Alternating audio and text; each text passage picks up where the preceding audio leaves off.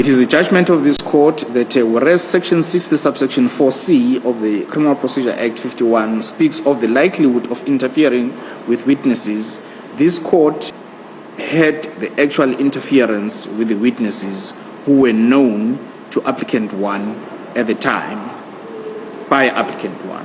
So the issue of interference or non-interference with witnesses is not a new factor, but this court dealt with that in the initial bail application and found that applicant 1 will not hesitate to interfere with witnesses that implicate him, as he had already done in that case.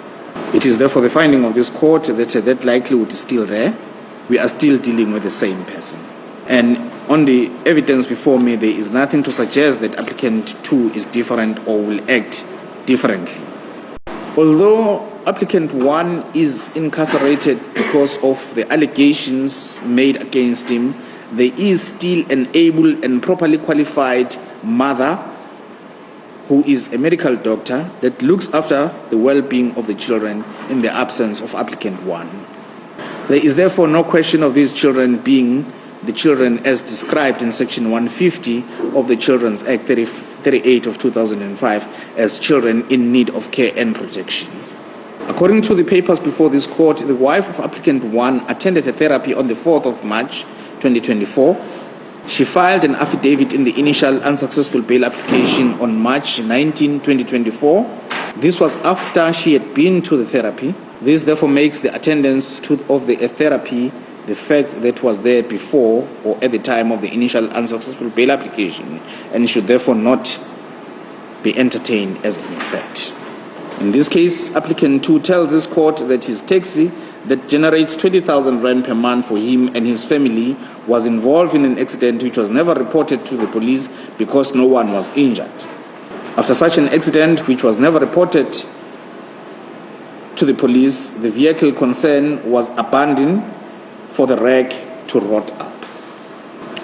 With the greatest of respect, this does not make common sense.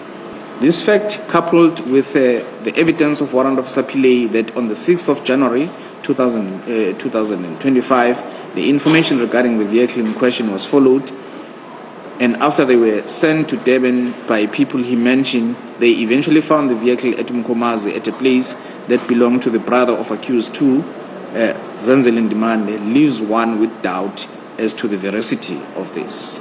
Even more so when applicant 2 alleges as a new fact that he and his family, after the refusal of bail, have suffered extreme financial prejudice. Looking at the evidence in its totality, it is the view and finding of this court that the financial prejudice referred to by applicant 2 is self-created for him to allow such a valuable item to rot up, and it does not amount to new facts.